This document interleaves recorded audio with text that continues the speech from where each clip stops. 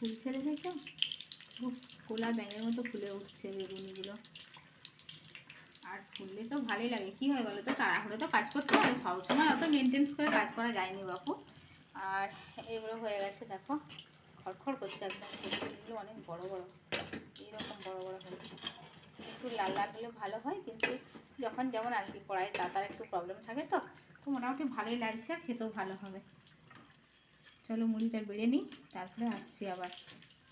এই যে বেগুনটা কাটা হয়ে গেছে, আর বেগুনটা খালি দেখো, একটা বীজ কেমন জিনিস, এখনো বেগুনটাই হয়নি, কিন্তু এত এত বড় বেগুনটা বেগুনির জন্য এইরকমভাবে কাটা হচ্ছে। এগুলো বেগুনি হবে, কিন্তু ভালো লাগছে এটাই যে একটা বীজ নেই, এত বড় বেগুনটা সত্যি কি সুন্দর, আর খেতে তো ভীষণ টেস্টি শুনেছি।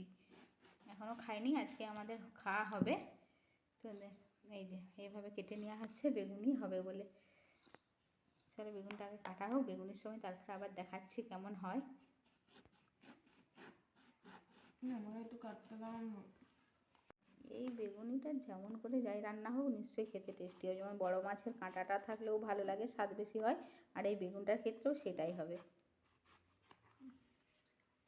তো দেখো ভিডিওটা শুরু করে দিলাম। বেগুনিটা এখন মোটামুটি বানানো চলছে, আর আমার তো নিজেরই জিভে জল পড়ছে, সত্যি বলছি, এত সুন্দর হয়েছে। খাস্তা তো হচ্ছেই, আর উপরন্তু কী বলো তো, বেগুনটা তো ভীষণ সুন্দর আর অনেক বড় বড় হয়েছে, তো এই জন্য না সত্যি জিভে জল এসছে।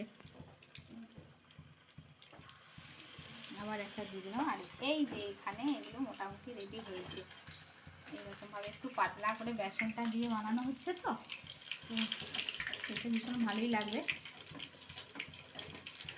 আর একটু বেশি তেল দিলে ভালো হতো, তেলটা খুব কম হয়েছে।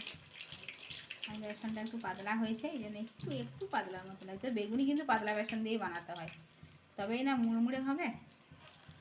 সবগুলো কিন্তু কমপ্লিট একদম, দেখেছো কতগুলো হয়েছে, খুব টেস্টি হয়েছে। গরম গরম মুড়ির সাথে, গরম গরম বেগুনির সাথে একটু হালকা চানাচুর, একদম সিম্পল খাবার।